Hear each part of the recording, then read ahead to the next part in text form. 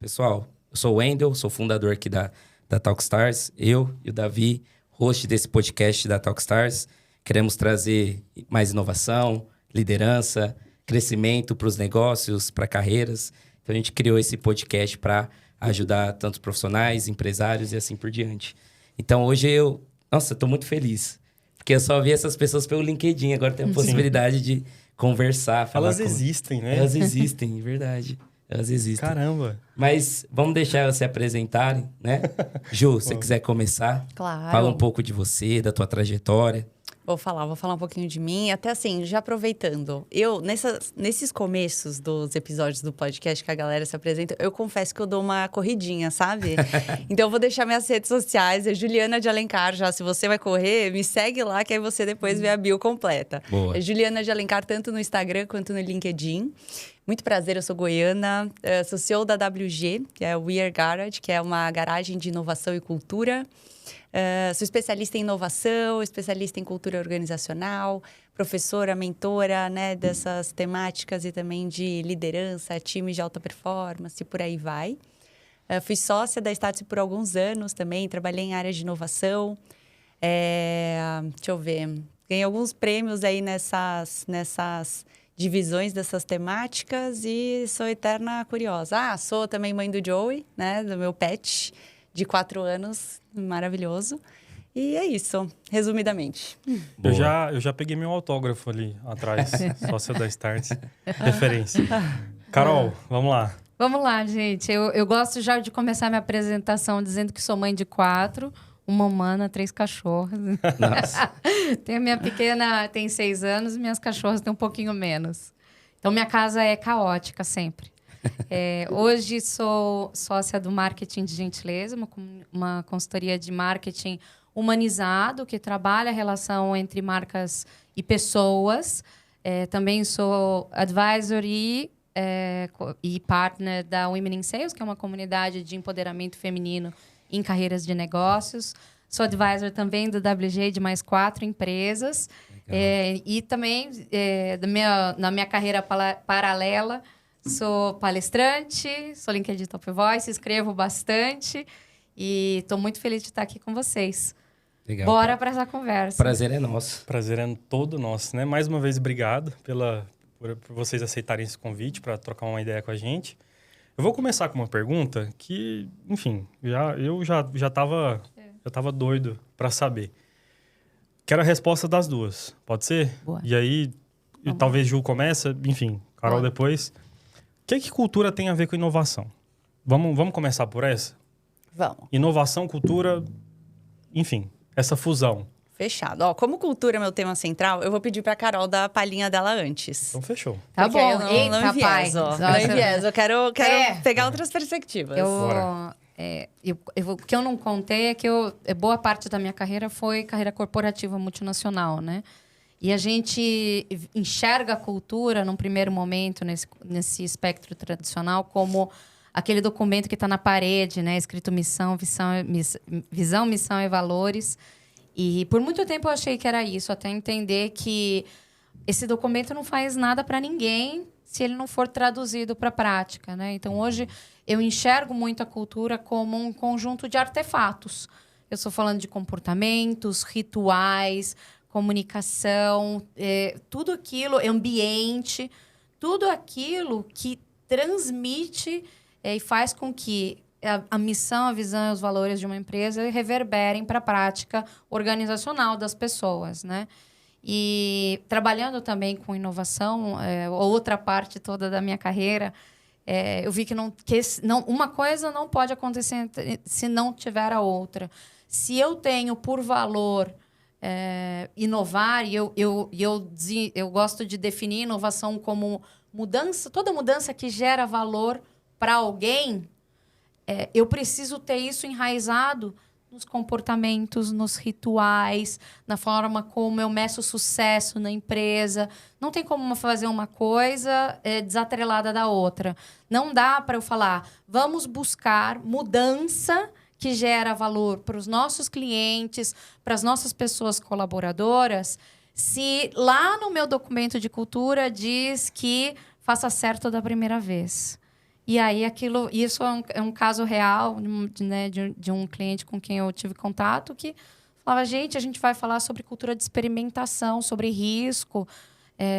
A probabilidade da gente acertar da primeira vez é baixíssima. Exato. Então, quanto que o olhar inovador ele se conecta com a cultura da empresa. O quanto isso, de fato, reverbera não só no projeto muito legal, no programa de ideias, na prática do dia a dia, no dia a dia de um time, da correlação entre os times e por aí vai. Se uma coisa não está atrelada à outra, se a teoria não se atrela à prática, a probabilidade disso dar certo é baixíssima.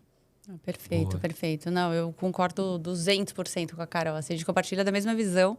E complementando, assim, eu acredito que a cultura é muito ela que vai ditar como a empresa ela vai operar, né? Então, se as empresas elas buscam inovação, e se ela não tiver uma cultura inovadora, provavelmente a inovação ela não vai acontecer, né? Ela é feita pelas pessoas, não tem como, né? Por trás de todo o CNPJ existem vários CPFs, né? E é a forma com que dita. O que a Carol muito bem trouxe sobre os artefatos, assim, se a gente pudesse olhar, assim, o que é uma cultura, né, de uma empresa, como se fosse um tripé, com 3 pernas que devem se conversar o tempo inteiro, né? O problema ali, a gente fala brincando, não existe muito cultura boa ou cultura ruim, é que nem casamento, né? Tem casamento que a gente olha e fala assim, nossa, que loucura aquele casamento, aquele relacionamento, vai ver como que opera, mas para cada, né, panela tem sua tampa, então não é muito o drama ali da novela mexicana do bonzinho e o malvado. Só que, se a gente pudesse olhar esses elementos, são voltados, né, pelos artefatos, que é tudo que é visto pelos olhos. Então, a forma que você se veste, né, diz muito sobre a sua cultura. Então, o layout do escritório, como que são as festas. É tudo que é muito percebido, assim, pelos olhos, né? Tem a segunda parte, a segunda perna do tripé, que são os valores, ou não tudo que é burocrático. Então, o que é isso? A visão, missão, valores da empresa, as regras. Para você ser promovido, né? Como que é? Qual que é o formato? O que vocês valorizam, né? Como a parte operacional ali, burocrática mesmo da empresa, sabe? Que dita ali muito. E, por último, o pressuposto, como é na prática vivido. Então, a forma, exemplo, como que as pessoas elas se relacionam no dia a dia, como é o tom mesmo que é respondido ali para um cliente, ou se não para os liderados, para os seus pares. Sabe, às vezes fala, poxa, deixa eu lançar aqui um programa de inovação. É muito legal, agora tudo é inovação, inovação, inovação, legal. Mas a importância desse tripé, de estar tudo muito bem alinhado com esses valores, né, os artefatos ali, o pressuposto, como exemplo, a gente se posiciona como inovador. A gente tem como valor inovação. E a gente fica ali fomentando o tempo inteiro. Inovação, inovação, inovação. Legal. Aí pensa que tem ali, sei lá, 2 pessoas, né? Inventam os nomes aí. Fala os nomes. O Wendel e Davi. O Wendel e Davi. Tem o Wendel e o Davi, tá? O Wendel tá super alinhado à cultura da empresa, né? Ele vai lá, testa, inova, traz ideia, isso e aquilo. E o Davi, cara, faz só arroz com feijão. Tá? Ele não inova, ele fala assim, esse aqui é meus KPIs aqui da área, esse aqui que eu vou seguir, tal. Lembrando que a empresa está fomentando ali a inovação. Mas a parte burocrática dela, que são os formatos de reconhecimento na ferramenta ali, sabe? Fala assim, basicamente, bateu ou não bateu a meta, quanto que entregou, quanto que não entregou e tal. Aí vamos, porque essa ferramenta, né, o modo ali com que a empresa ela mapeia essa performance, ainda é super antiga, né? Dos moldes antigos. Então, assim, inovação está muito atrelada a testes, erros, né? Não necessariamente a curto prazo. E aí, chega ali no fim do ano, pega o Wendel ali e todo mundo fala assim, poxa, esse aqui inovou, esse aqui não inovou. Só que esse daqui, de acordo com a minha ferramenta, bateu 80% da meta. Esse aqui bateu 100%. Quem que vocês acham que vai ganhar mais? Então, assim, é muito importante existir essa coerência toda para que a cultura ela fomente a inovação e que, de fato, seja tudo muito atrelado. E eu acho que alguns pontos também foram muito fortes, né, nos últimos anos, que trouxeram essas 2 palavras cada vez mais juntas. A própria pandemia, né, com a necessidade de aumentar a nossa capacidade de inovação, né, a capacidade de se adaptar ao cliente, ao mercado, a criar produtos digitais, né, digitalizar a empresa como um todo. Então, hoje, quem teve mais capacidade, né, que provavelmente ele tinha uma cultura mais inovadora de testes, erros, enfim, uma agilidade muito maior, é muito mais atento, né, a tudo que está acontecendo no mercado, versus as que não. Então, eu acho que todo mundo viu essa necessidade, né, cada vez mais aí de trazer esses elementos. E outros pontos de inflexão mesmo do mercado, sabe? Essas próprias empresas que são super inovadoras, elas, né, já foram comprovadas ali que elas têm uma performance, né, uma gestão inovadora, uma cultura inovadora, uma performance de até 5,5 vezes superior à carteira da B3.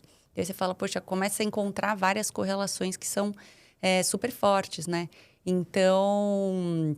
E existe todo um racional. Vou parar, tá, palestrinha? Já tá acabando. Juro que eu já tô acabando.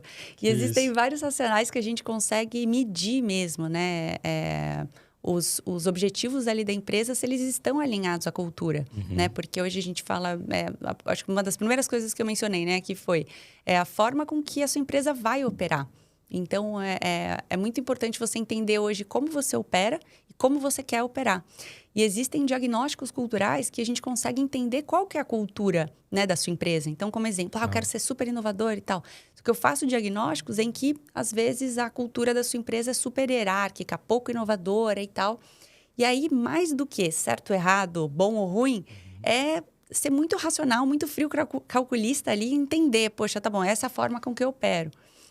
E eu sempre falo que é isso, sabe? Não existe bonzinho e malvado, porque toda fortaleza eu acredito que é a nossa maior fraqueza. Então, exemplo, às vezes a empresa é super hierárquica, poxa, ela não consegue inovar tanto porque ela é muito processual. Só que a chance dela ser excelente em processo ali com o atendimento do cliente também ela é muito grande. Então, é muito para você entender, né? A forma com que você opera, o que você tem de visão de futuro e os planos de ação que você quer criar nesse meio do caminho para você atingir aí os seus sucessos. Maravilha. Posso jogar uma bomba na Carol? Uma pergunta assim, daquelas? Depois eu vou fazer uma. Pode ser? Pode. Mande. Como é que deve ser o processo seletivo para quem quer contratar com base na cultura? Porque a gente fala muito sobre inovação, cultura tem que contratar com foco na cultura, contratar com foco na cultura. Tá.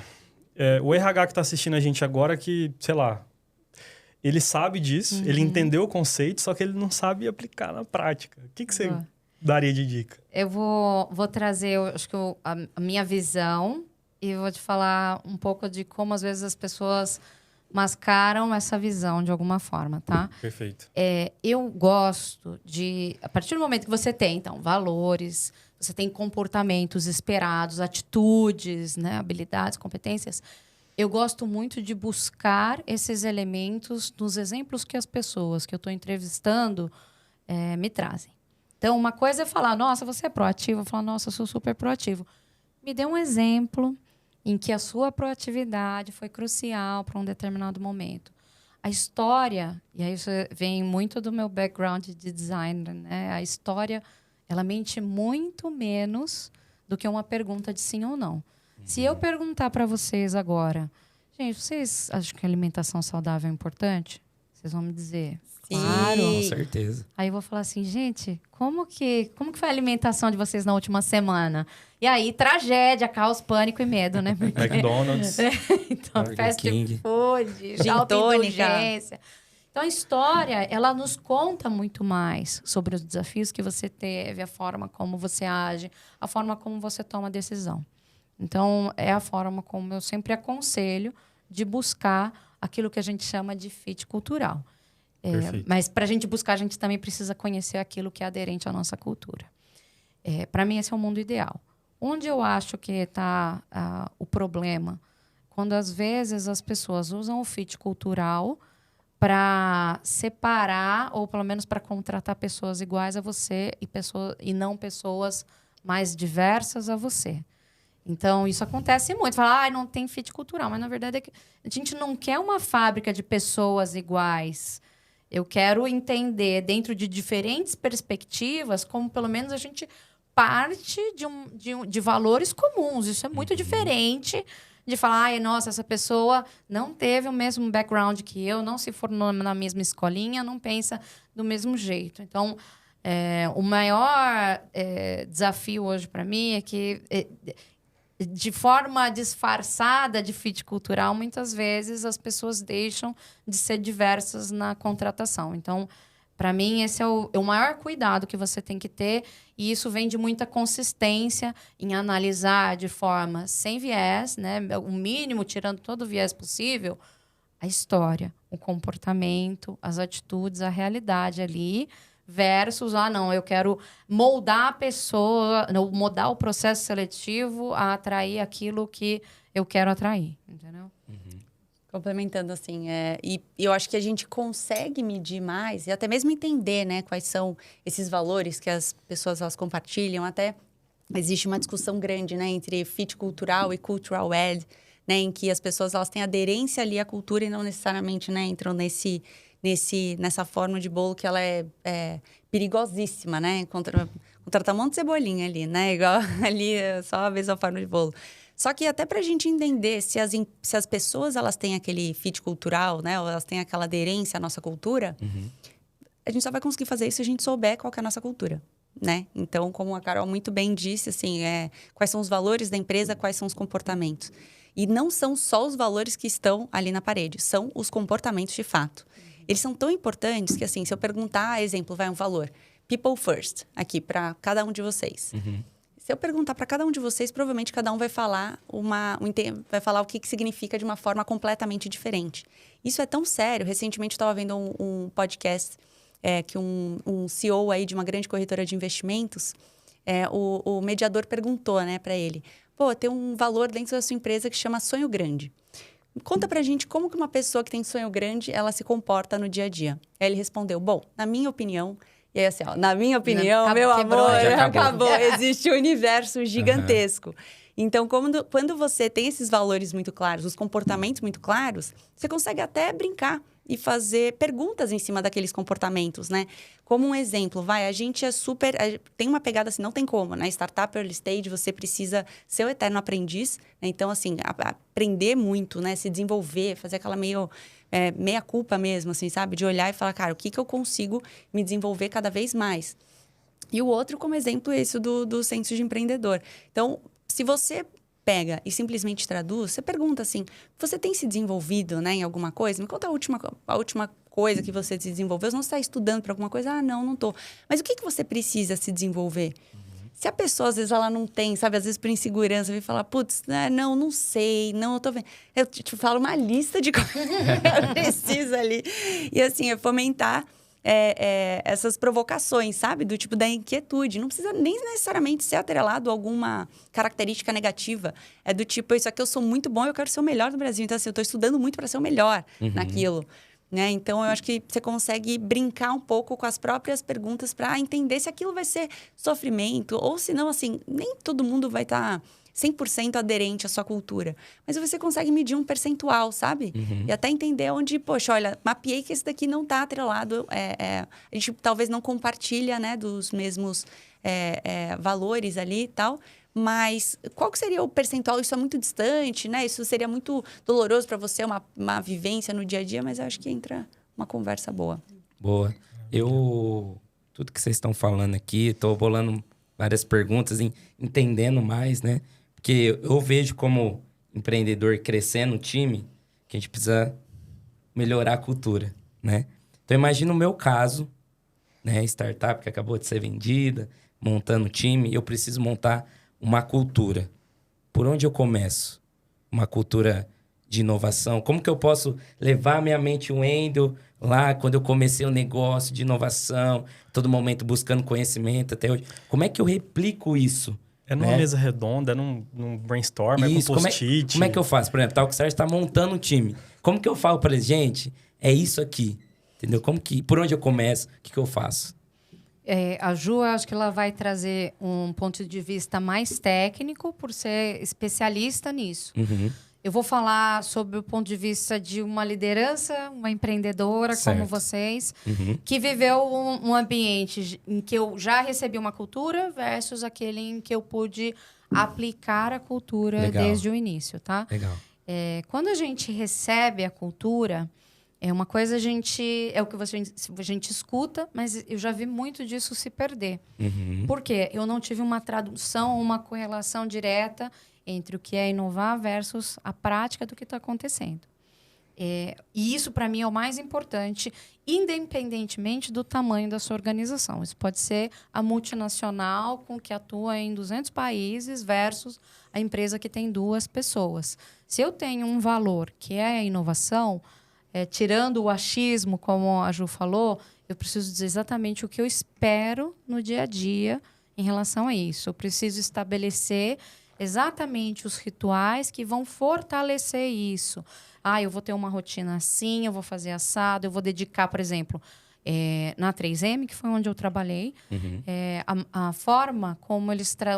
uma das formas, um dos artefatos de tradução do valor de inovação deles era que cada pessoa colaboradora do 3M poderia dedicar 15% do seu tempo no projeto à sua escolha, fora do seu escopo. Que legal. Esse você vê que é uma tradução clara. Você fala, opa, e está lá, gente, fundador.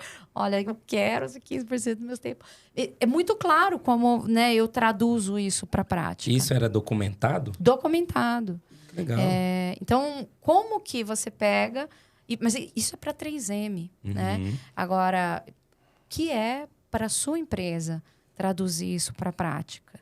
Eu espero que em reuniões a gente incentive isso, aquilo, a gente faça não sei o que lá, tarará, tarará. Isso é uma conversa? É uma reunião com os líderes? Bom ponto. A minha visão é que tudo... como eu brinco que comunicação é diferente de compreensão. Então, você pode falar, gente, junta lá as primeiras pessoas colaboradoras da sua empresa, você junta lá e fala, gente... Eis aqui essa batata quente que se chama cultura e eu estou jogando para você. Entendi. Isso não pode acontecer. Porque se você joga batata quente para lá, você se exime da responsabilidade e diz... Ok, eu já comuniquei. Agora, eles que ajam dessa forma. Mas isso não pode acontecer na prática, porque você não sabe como cada um interpretou a batata quente que você jogou. Entendi. E voltar ao time e escutar o que para o time significa aquilo que você falou, ajustar com o tempo, porque a cultura também emana das pessoas, tudo isso faz parte, né? Então, num primeiro momento, eu diria, é importante você documentar, você reforçar e você ter canais de escuta aberta, tanto para tirar dúvidas, como, inclusive... para adaptar aquela visão inicial ao momento de agora. Porque ninguém precisa morrer abraçado com um valor que não faz mais sentido. Perfeito. Né? E ao manter esse canal de escuta aberto, você vai vendo que a sua própria cultura vai evoluindo à medida que o negócio evolui. Mas o reforço constante, os canais abertos de troca, fazendo com que as pessoas façam parte dessa construção e sempre traduzindo aquilo que era uma visão para a prática, tudo isso vai aos poucos... aquilo pode começar com papel de pão, mas você vai dando o devido grau de especificidade e detalhamento à medida que o negócio vai crescendo também. Perfeito. Não, perfeito. Quer complementar, Ju? Eu quero, assim, tem alguns diagnósticos, né? Acho que as empresas que elas quiserem traduzir a sua cultura ou criar, liga pra gente. Tem vários diagnósticos que a gente consegue, né, auxiliar. Legal. Só que pensando assim de uma forma simples, né, para as empresas que às vezes não têm nem verba, né, para estruturar qualquer tipo de cultura, acho que tem algumas correlações e até podem me complementar, tá? Mas pensando assim num exercício de post-it, sabe, assim na parede. Então, quando a gente vai construir os valores, é muito sobre a gente entender assim, cara, quais os valores até é uma união, né, de valores pessoais com os valores profissionais, o que eu valorizo ali, né, dentro de uma empresa. Até a gente teve, entre aspas, né, esse presente que foi a pandemia, para um lado de sobrevivência, né, que dá para a gente fazer alguns questionamentos assim, poxa, na empresa que você estava, ela sobreviveu porque as pessoas elas se comportavam como? Qual foi os comportamentos ali das pessoas? Então, às vezes, a garra ou, sabe, assim, uma capacidade de escuta, isso e aquilo. Cara, então isso... Olha, e a gente vai tabulando, né, isso tudo. Então, e até eu entender, assim, poxa, a visão de futuro da empresa, né? O que a gente quer como empresa, as referências, né? Quem que a gente valoriza como referências legais do mercado? Então, exemplo, Netflix, sei lá. Vamos buscar quais são os valores até para se inspirar, sabe, dentro dessas empresas. Mas se a gente pudesse, assim, separar em caixinhas, eu acho que dá para fazer um workshop, assim, sabe? Uma mesa redonda, todo mundo com post-it, perguntando assim, dos seus valores pessoais, o que você não abre mão? O que você mais valoriza como ser humano, sabe? Valoriza no outro. O que você não tolera e já te machucou? E aí até perguntando assim, põe numa experiência profissional positiva. O que mais te encantou numa empresa ou na liderança? E o que mais te marcou negativamente? O que aconteceu ali em situação que mais te marcou negativamente que, poxa, não seria legal? Nem aí perguntando, né, do passado. Então, no lance lá da pandemia, de sobrevivência, no estado atual da empresa. Então, assim, se é uma startup, é muito pequena, não tem como não mencionar algum valor relacionado ao empreendedorismo, né? Afinal de contas, a chance de cada indivíduo fazer 10 coisas, né? Ser sei lá, do PPT até o financeiro é gigante, então precisa ter muito isso atrelado. E a visão de futuro também muito do sonho que vocês querem conquistar. Então, eu acho que muito... a gente fala... Às vezes é só organizar, sabe? As pessoas elas não estão na mesma empresa, ali no mesmo grupo à toa. Muita coisa se conversa, elas são muito, sabe? Atreladas de alguma forma. É só organizar, vai colando post-it e vai tabulando. Fala assim, olha que engraçado. De 10 perguntas, 6 estão meio que relacionadas a isso. É verdade, é verdade. E você vai construindo. E é o que a Carol falou, assim, não precisa abraçar aquilo. A cultura, ela mas ela também está muito, né? Com o momento atual da empresa, com as pessoas que estão aqui hoje. Ela até fala, quando que deve revisitar a cultura? Sempre que possível. Às vezes, a startup aumentou, sabe, dobrou o número de pessoas, mudou completamente o modelo de negócio, teve um grande evento, né? Seja uma fusão, aquisição. Isso tudo vai modelando a cultura. Então, é sempre importante revisitar.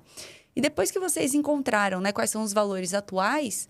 Faz uma pesquisa, um typeform mesmo. O que People First, como uma pessoa que, sei lá, tem respeito, se comporta na prática do dia a dia. E depois tabula isso, entendeu? E dá pra fazer um ranking, coisas bem simples assim. Legal. Acho que a gente já consegue entender bem qual que é a cultura, né? O que a gente, como grupo, valoriza, não tolera, nossa visão de futuro, o que a gente espera para todo mundo aqui.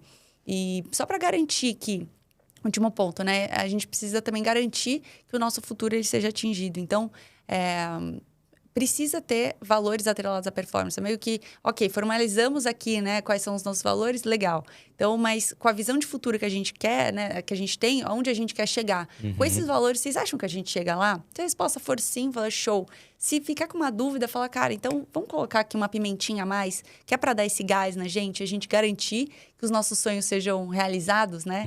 Que, infelizmente, ou felizmente, vivemos num mundo capitalista, né? Realizar sonho atrela a performance, a dinheiro, né? Não tem como. Adoraria que a Enel recebesse o pagamento do amor, viu, Enel? Seja inovadora, receba amor aí no pagamento da luz. Cara, é incrível, assim, como as empresas estão se preocupando com cultura até mesmo antes de existir. Aí eles levam no branding da marca cultura. Esses dias eu vi um podcast da dona do Nubank, uma das fundadoras, Junqueira. Cris. Ela falou que o nome Nu vem de nu mesmo. Por ser algo descoberto, algo, sabe? Algo que realmente tá sem as mazelas dos bancões, assim. E a gente tem um exemplo aqui muito legal de branding aqui nessa mesa, né? De nome meio da WG. Por quê? Por que sua garagem é estranha? É estranha. O Ju? Porque já começa assim pela pessoinha, né? Completamente. Explica aí pro pessoal, o que foi essa pergunta? O nome, né? Garagem estranha, assim, tradução, né? Do português. Tem alguma coisa a ver com cultura? Tem sim. Eu acho assim, o primeiro, né? Estranho... Foi uma coisa que eu sempre escutei ao longo da minha vida toda, assim. Você é meio esquisita, por algum motivo, assim, sabe? Eu tenho uns clientes muito queridos que eles falam, Juliana, que você é uma pessoa à frente do seu tempo. Eu falo, não necessariamente. Mas, de alguma forma, sabe aquela coisa do pensar diferente? Ou até mesmo dentro de um corporativo tradicional. Nunca consegui entender aquela politicagem. Enfim. E... Eu, como indivíduo, assim, nunca me senti muito parte ali, sabe, do status quo, sei lá, meio esquisito, assim. Muito atrelado também o lado esquisito do momento que a gente está vivendo. Então, está tudo esquisito, né? O modelo de gestão, novos modelos de negócio, a forma com que a gente enxerga tudo, empresa e tal, tá tudo muito esquisito. E também uma forma de abraçar a diversidade, né? Então, somos todos esquisitos, sabe? Pode vir que você está em casa. E o garagem, eu sempre fui fascinada por garagem, que eu não sei te dizer o porquê, mas eu sempre achei assim um máximo de chegar na casa de alguém, sabe? Que é casa ali, que tem a garagem, ou não sabe, pode ser o escaninho, o depósito, enfim. Ou algum quartinho ali, sabe? Que Quartinho significasse. da bagunça. mas é que é sempre um safe place, é sempre um lugar de criatividade, um lugar em que fosse só, assim, da pessoa e que surge muita criatividade ali dentro da garagem, Legal. né? E atrelado à inovação, várias grandes empresas nasceram dentro de garagens, né? É uma forma também da gente garantir, sabe? Que a nossa essência seja preservada. Então, muitos sonhos, poucos recursos, sabe? Como sempre criando dentro, né, de uma garagem ali.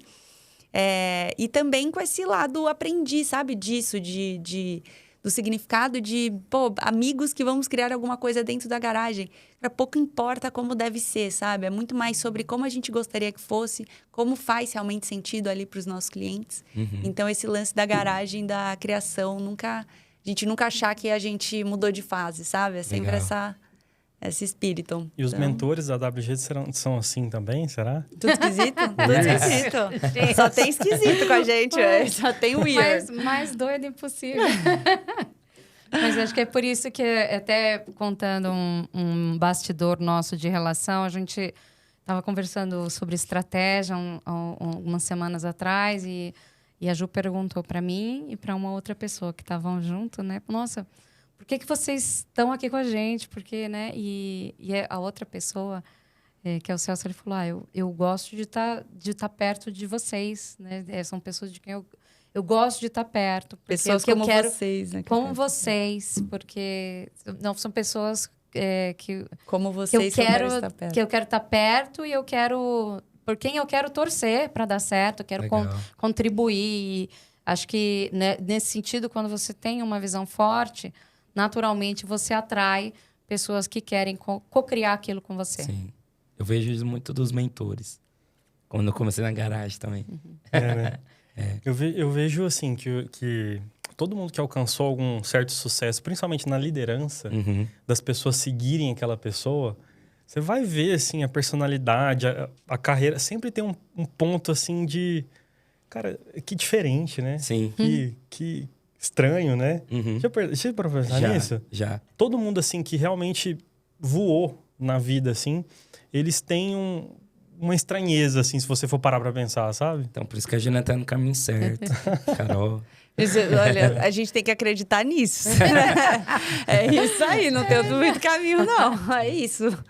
Pessoas meio esquisitinhas ali, meio fora do padrão, é isso. Maravilha. E vocês duas, assim, a gente, né, caminhando pro encerramento, mas eu queria saber de vocês. Vocês são duas, né, executivas. Hoje não mais, né, As Ju? duas empreendedoras. Duas empreendedoras. Mas vocês tiveram uma carreira executiva fenomenal. Vocês têm alguma história para contar fenomenal sobre inovação em alguma empresa de vocês? Que vocês passaram? Algum case? Algum case, assim, que, cara, isso que aconteceu foi muito legal naquela época. Nossa, gente, não É sei nem pergunta por onde difícil, começar, tá? São Vou muitas? escolher. Eu vou contar um caso até antigo meu sobre inovação. Eu vou da minha época de 3M. Hoje eu acho que contar as histórias mais contemporâneas dá pra gente ficar um monte de vezes, mas tem aquelas histórias que marcam você, né? Eu fui selecionada para ser trainee de marketing da 3M. E aí, depois do meu primeiro ano, fazendo projetos, né? Programa de trainee, né? Meu diretor, na época, ele falou, Carol, você vai para vendas. Caramba. Ai, Do nada. gente, o desespero, o terror, sabe? Ai, socorro, Senhor. Porque vendas é o ápice do fora da zona de conforto. Você não controla nada, né? E eu lembro que eu fui pronta, decidida para a sala dele para convencê-lo de que esse não era o caminho. E ele falou, Carol, você é uma marqueteira de escritório maravilhosa. Mas as boas pessoas de marketing, as boas pessoas de negócio, elas têm uma experiência em vendas. Porque ali é em que tudo dá certo ou dá errado. E aí ele falou assim, por 6 meses você vai me odiar. Depois você vai me amar. E é verdade, com 3 meses eu tava batendo na porta dele e falava, Senhor, pelo amor de Deus. E aí o diretor, na verdade, foi um outro presente da 3M, né, reiterando isso que ele me falou. Ele era latino, não lembro de que país, mas ele falava assim, que la verdad es en la calle, que a verdade está na rua. Ele falou, a verdade não está no escritório. Vai para a rua, conversa no campo, testa a sua ideia, Testa o seu pitch, pensa, cocria, mas cocria fora. Não cocria aqui, porque aqui é muito confortável. O olhar de dentro do escritório é o olhar mais quentinho que há. Ali, ó, no computador, você fazendo suas premissas, suas hipóteses. Gente, é delícia, é quentinho, é confortável. Não é por mal que as pessoas olham sob esse viés. Porque realmente é gostoso. Você tá ali, você controla. É a perspectiva que você controla. Quando você pensa assim, nossa, eu vou falar com o cliente para ver se o cliente quer comprar o produto que eu criei. Para ele seguir aquele processo de 10 etapas muito tranquilinho que eu criei. Por que o cliente não segue o meu processo? Por que ele não compra o meu produto? A resposta não está dentro do escritório. Está fora. E por que é tão difícil você ir para a rua? Porque a partir do momento que você adota a perspectiva do cliente, essa é uma perspectiva que você não controla. Não controla de forma alguma, porque o cliente pode querer comprar de um canal que você não oferece, o serviço que você não tem, com um atributo que você nem queria desenvolver, que está fora do rolê. E aí tudo aquilo remexe de um jeito, e é por isso que é muito difícil você ser centrado no cliente, né? E essa é uma lição que eu levei desde essa época, quase 15 anos atrás, até hoje. Então, todo momento eu falo, gente, onde que está a rua desse contexto em que eu tô? E eu sempre vou para a rua para tentar inverter a perspectiva e incorporar essa perspectiva que não é minha. Uau. Pastor tem que ter cheiro de ovelha. Verdade. É a mesma coisa que eu falei, né? Verdade, adorei. Verdade. É porque no episódio anterior a gente comentou justamente sobre isso, só que usando outro exemplo. Ju, agora é você. Nossa, o meu tá muito atrelado, assim, cara. Até foi uma motivação de eu sair da área de inovação ali por um período. Eu fui 4 anos da área de inovação da Mil. E aí era uma área de inovação apartada, então era até uma house, assim, apartada. Tinha um outro nome, chamava Darwin. Que era literalmente para não atrelar e a gente ser super independente ali. E a gente basicamente escolhia os projetos de inovação, né, que a gente ia tocar, de acordo ali com os desafios, tanto da operadora, da rede assistencial, né, que são os hospitais, e a gente promovia ali iniciativas mais... sugeria soluções mais inovadoras para os problemas. Então, atreladas à tecnologia, conexão com startups, sistemas, várias coisas assim. E aí, foi numa demanda específica aqui. O pessoal falou, olha, a gente está com uma fila muito grande num pronto-socorro de um hospital, que as pessoas estão esperando muito, estão com muita reclamação, postando nas redes sociais, aquele tanto de gente, aquele mar de gente e tal. É um problema gigantesco e eu queria muito que a área de inovação ajudasse a gente. E aí a gente do quentinho do escritório falou, deixa eu ver, vamos remodelar então toda a jornada, pensando na jornada ali, ó. A gente alterou, sabe? Aí veio a triagem antes do atendimento. Aí a gente mudou o sistema mesmo, assim, sabe? Do pronto-socorro, não resolveu. Mudou a ordem ali da jornada da triagem, não resolveu. A gente fez treinamento com os médicos e recepcionistas, sabe? Para ganhar uma agilidade maior. Cara, não deu. NPS, nada. Até o momento que a gente virou e falou, vamos colocar nossa mochilinha. Foi a última coisa que a gente fez, foi botar a mochila e vamos ver o que está acontecendo lá. E aí a gente foi perguntando, poxa, você está aqui há muito tempo, né? Você está doente e tal? Não, eu não estou doente. Meu familiar aqui que está doente, estou acompanhando ele. E você? Não, eu também. E você? Eu também. De acordo com a localização ali daquele hospital na região, era uma coisa cultural que a cada uma pessoa que ficava doente, mais ou menos uns 5 familiares iam acompanhar. Então, aquela lotação, aquelas pessoas, né, que ficavam em pé e não sentadas, na verdade, não eram compostas por pessoas que estavam demorando para ter atendimento, eram dos próprios familiares que acabavam lotando. Então, a gente não precisava inverter ali a ordem, né, da triagem, da jornada. A gente tinha que investir em sofás bons, TV, biscoito, café bom para abraçar todo mundo, porque era esse o real desafio, sabe? Como que a gente acomoda os pacientes e os seus familiares da forma mais confortável possível para ter uma experiência melhor. Isso me marcou muito. Assim, foi uma lição de que dados não é o suficiente. Falar, o futuro é dados. Só os dados, sem você gastar a sola de sapato, sabe? Esquentar a barriga no balcão para ir lá à frente, para você entender onde está o problema, ele não são suficientes. Então, essa foi uma grande virada de chave também para em várias situações em que eu tô encebando, assim, né, embaçando ali na situação, falando, não, vamos passar a mão no telefone, vamos falar ali com o cliente, não vamos a campo, vamos validar com 3 pessoas para entender se é isso mesmo, porque a chance da gente estar, quebrando a cabeça, olhando padrões e até espiando ali no chat GPT, e a realidade foi completamente diferente. é enorme. Caramba. Dado qualitativo também é dado, gente. É verdade. Uau. Abracem, repassem. Exato. Boa. Essas duas perguntas finais já resolveu o podcast. Vamos pro ping-pong? Rapidinho? Vamos, pode Então tá. fazer. Boa. Ó, vou perguntar.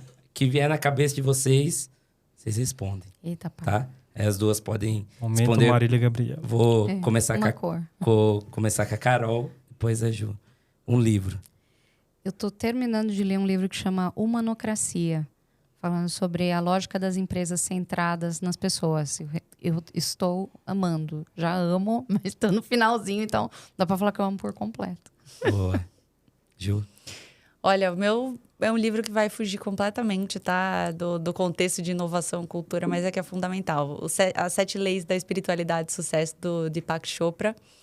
Porque eu vejo, assim, sabe? A evolução que é... Se você consegue olhar melhor para si, você consegue olhar melhor para o time, para a empresa, para as dores, para o cliente, para todo mundo. Então, é mais atrelado à filosofia, né? Budista, não é religião nem nada.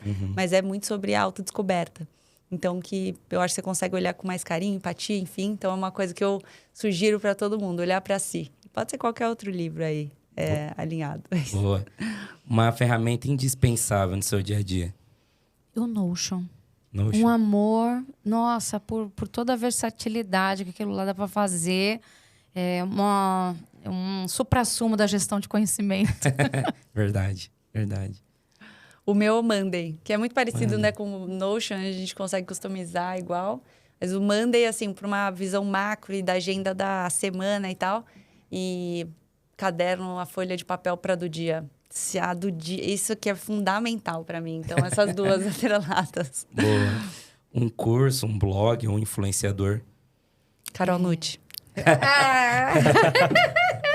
Aqui uma indica a outra, não pode, gente? Pode ser.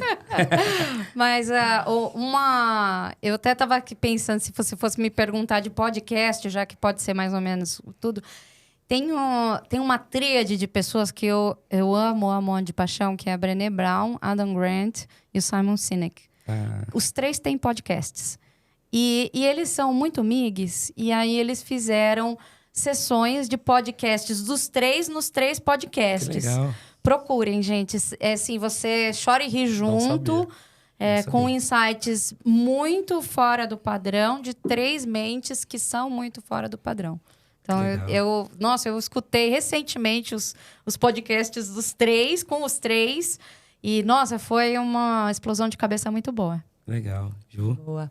Vou passar 2 brasileiros, assim, que eu sou super fã. O primeiro, o Growthaholics, que é da ACE. Eu sou super fã deles, né? Principalmente ali o LG, sou apaixonada por ele.